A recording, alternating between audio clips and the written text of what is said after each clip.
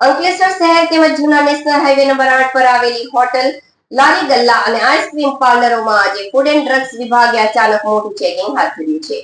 બપોર બાદ શરૂ થયેલી આ સરપ્રાઇઝ કામગીરી મોડી સાંજ સુધી ચાલી રહી હતી, જેના કારણે ભેળસેળિયા અને નિયમોને નોળવતા વેપારીઓમાં ભારે ફફડાટ વ્યાપી ગયો હતો. અંકલેશ્વર શહેર તેમજ જૂના નેશનલ હાઈવે નંબર 8 પર આવેલી હોટલો, લારી ગલ્લા અને આઈસ્ક્રીમ પાર્લરોમાં આજે ફૂડ એન્ડ ડ્રગ્સ વિભાગે અચાનક મોટું ચેકિંગ હાથ ધર્યું હતું.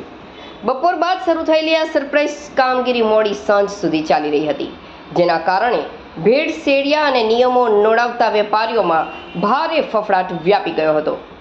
દરમિયાન ટીમ દ્વારા અનેક સ્થળોએથી અખાદ્ય ખોરાકનો જથ્થો ઝડપી પાડી તેનો સ્થળ પર જ નાશ કરાવવામાં આવ્યો હતો. આ ઉપરાંત શંકાસ્પદ ખાદ્ય પદાર્થોના સેમ્પલ લઈને પૃથ્થકરણ અર્થે લેબોરેટરીમાં મોકલવામાં આવ્યા છે. ચેકિંગ દરમિયાન જરૂરી ફૂડ લાયસન્સ વગર ધમધમતા 2 ફૂડ કોર્ટને તાત્કાલિક અસરથી બંધ કરાવી દેવાયા હતા.